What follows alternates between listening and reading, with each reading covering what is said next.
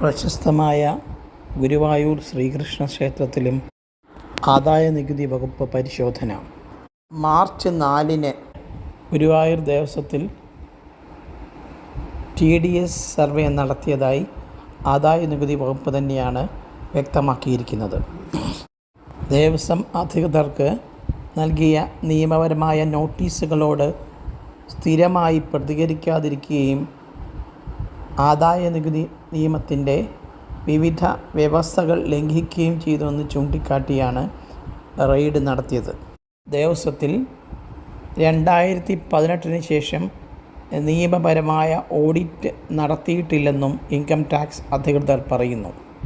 വാർഷിക വരവ് ചെലവ് കണക്കിന് രസീത് സൂക്ഷിച്ചില്ലെന്നും ആദായനികുതി വകുപ്പ് ആരോപിക്കുന്നു. അതേസമയം ഗുരുവായൂരിലെ സ്വർണ്ണ വെള്ളി ഉരുപ്പടികളുമായി ബന്ധപ്പെട്ട